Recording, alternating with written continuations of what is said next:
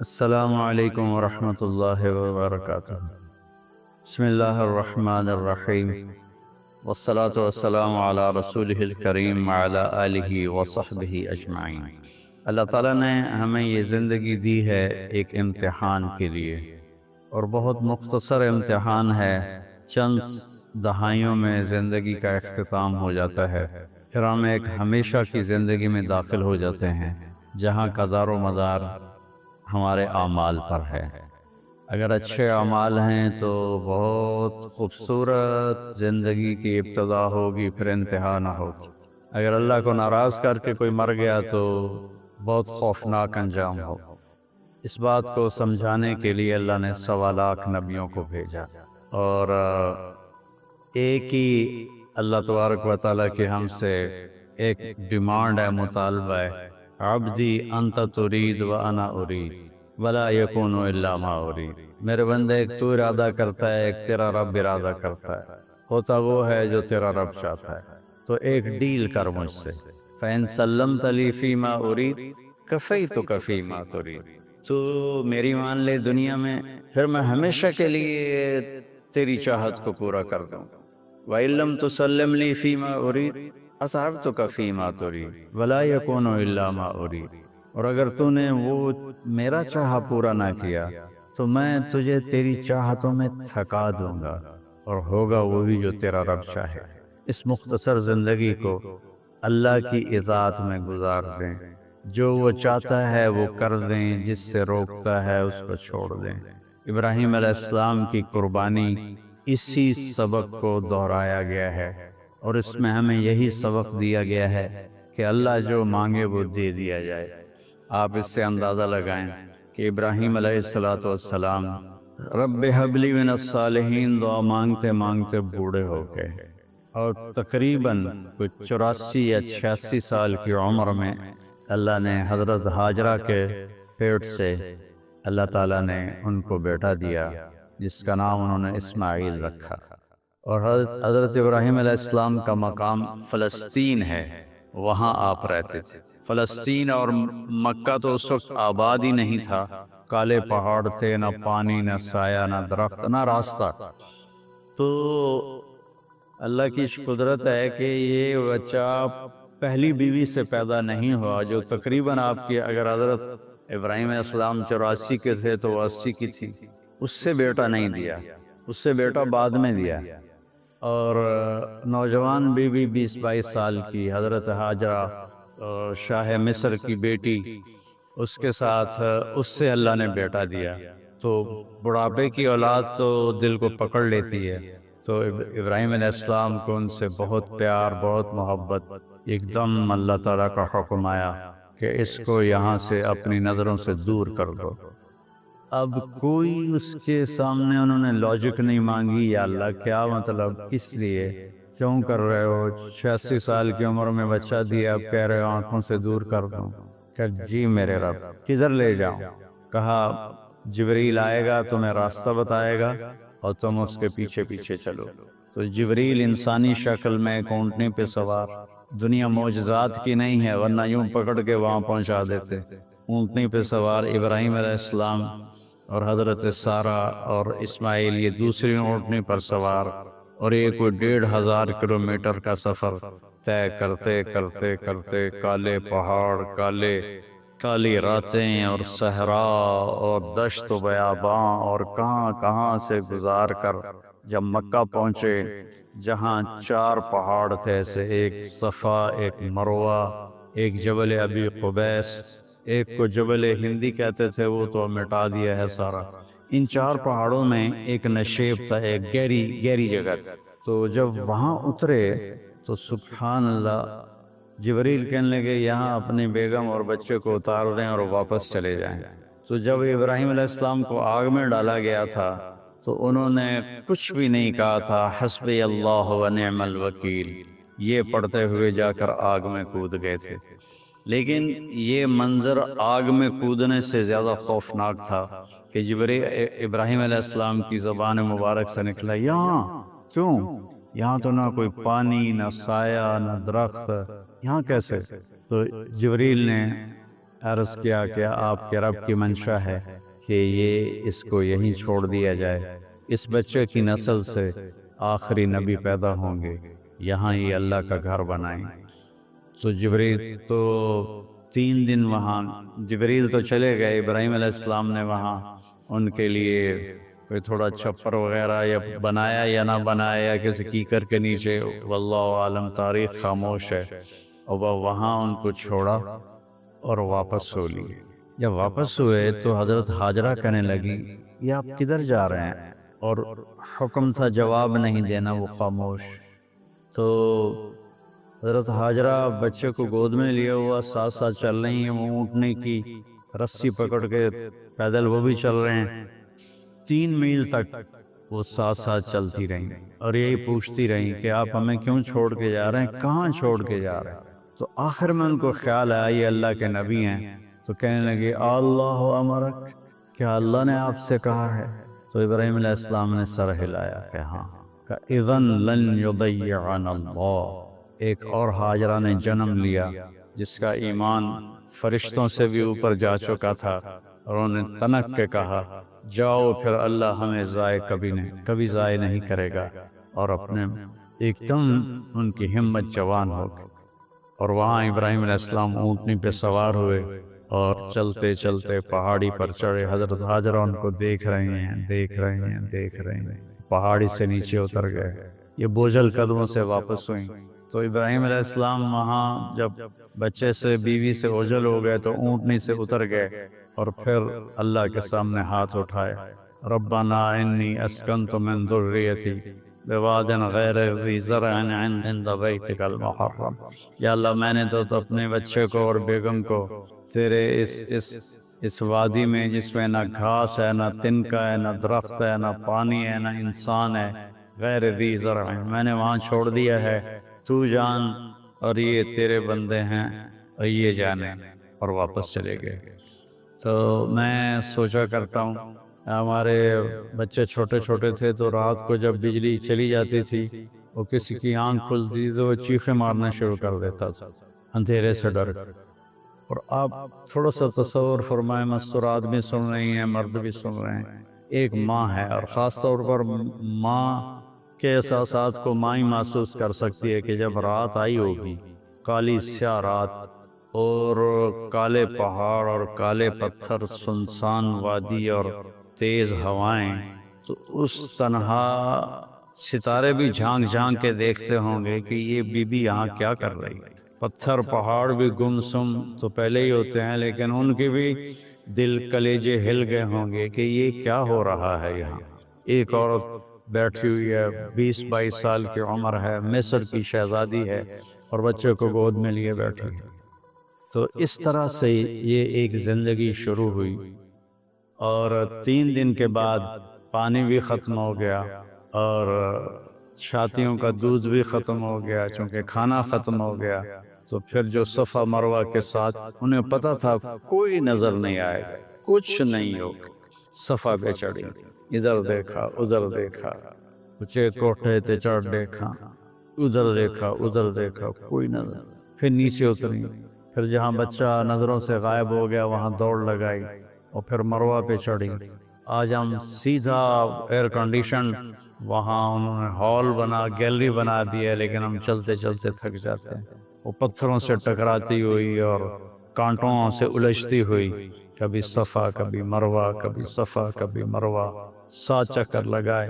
شکر ہے وہ 7 پر ہی تھک کے بیٹھ گئیں، زیادہ لگاتی تو شاید کوئی صفا مروہ کے صحیح کر بھی نہ سکتا، تو پھر وہ گر گئیں اور بے بسی سے اپنے بچوں کی طرف نظریں دوڑائیں کہ وہ نہیں چاہتی تھیں کہ بچہ میری گود میں مرے، تو میں یہاں مر جاؤں وہ وہاں مر جائے۔ لیکن وہاں ایک نوجوان کو دیکھا تو پھر ممتا زندہ ہو گئی، انہوں نے اپنی پوری طاقت کو جمع کر کے دوڑ لگائی۔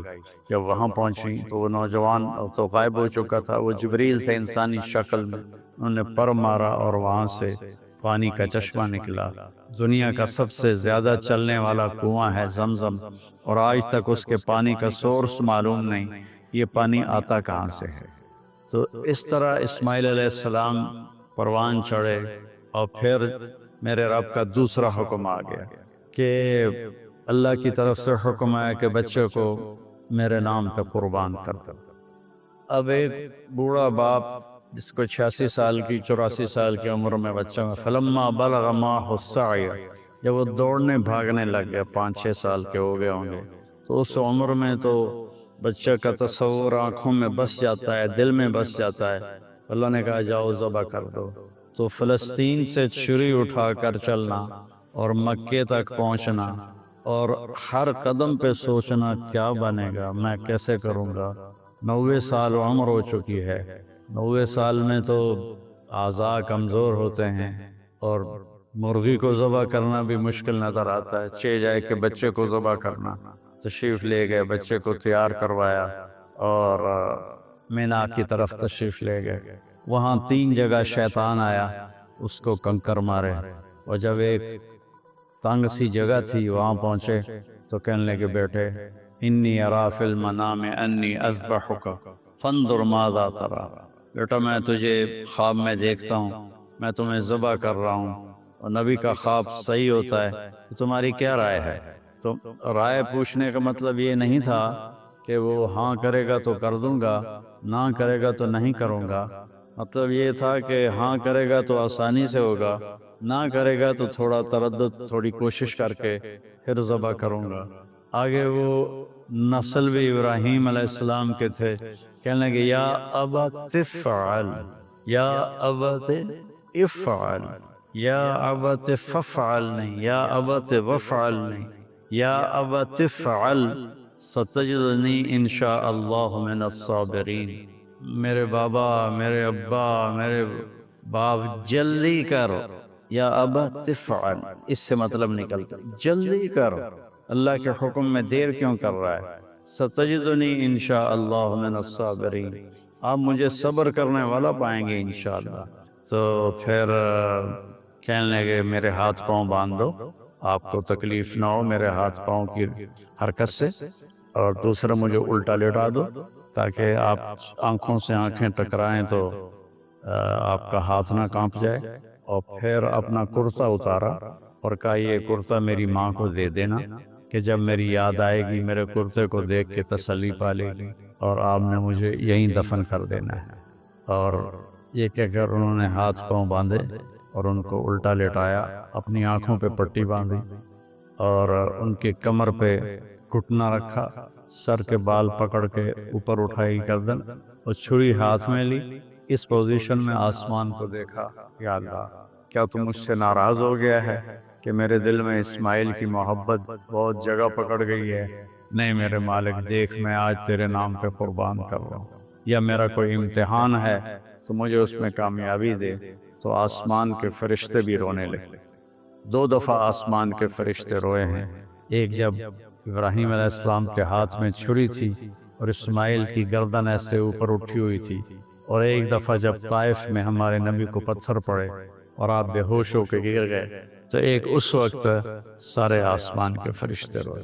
یہ کہ اگر اللہ اکبر کہہ کے چھری چلا لی، اللہ نے چھری کو حکم دیا نہیں چلنا، وہ نہیں چلی، دوبارہ چلائی نہیں چلی، سوارہ چلائی نہیں چلی، پھر گئے اور ایک پتھر پہ اس کو تیز کیا، تیز کر کے آئے تو پھر اللہ نے کہا کہ بس اب میرے ابراہیم نے میرا حکم پورا کر کے دکھا دیا، جبریل جنت سے ایک چھترا لے کر جاؤ اور اسماعیل کو نکال دو اور اس کو ڈال دو۔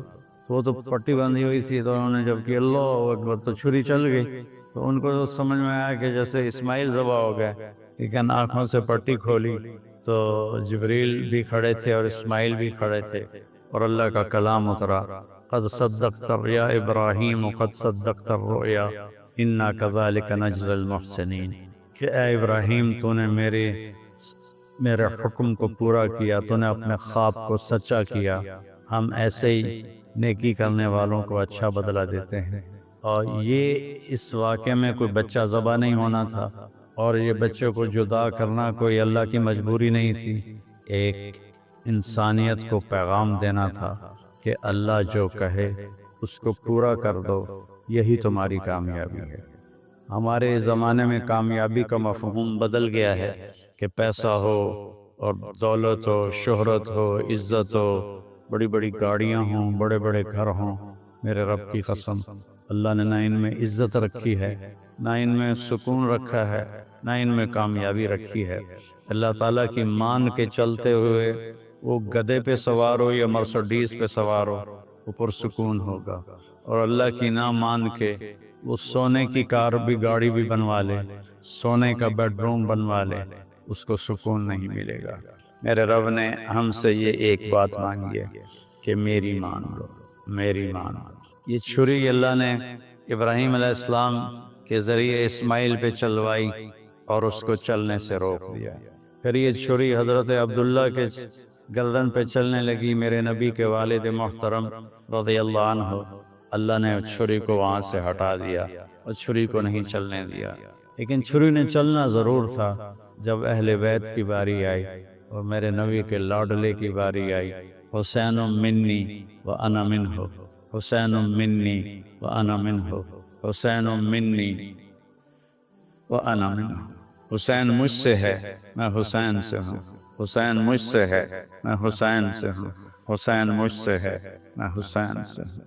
اور آپ ان کو ایسے اپنے پاؤں پر کھڑا کر کے چولہا چلا رہے تھے اور فرما رہے تھے اسعد المرتقی، اوپر چڑھو اوپر۔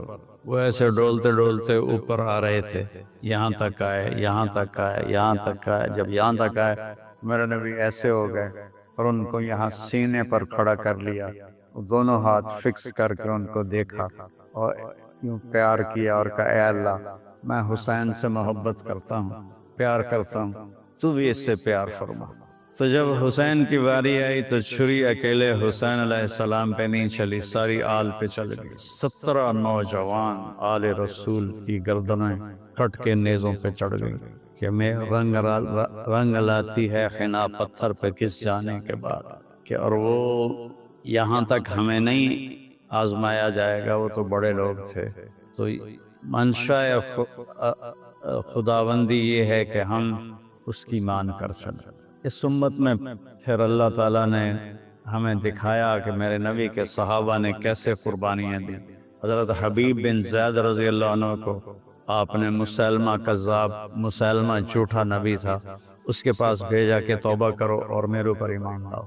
تو انہوں نے حبیب بن زید کو پکڑ لیا، کہنے لگا تم گواہی دیتے ہو محمد اللہ کے رسول ہیں؟ کہنے لگا ہاں میں گواہی دیتا ہوں۔ کہنے لگے تم گواہی دیتے ہو میں اللہ کا رسول ہوں؟ کہنے لگا مجھے سنائی نہیں دیتا۔ تو اس نے ایک ہاتھ کاٹ دیا۔ پھر کہنے لگا تم گواہی دیتے ہو محمد اللہ کے رسول ہیں؟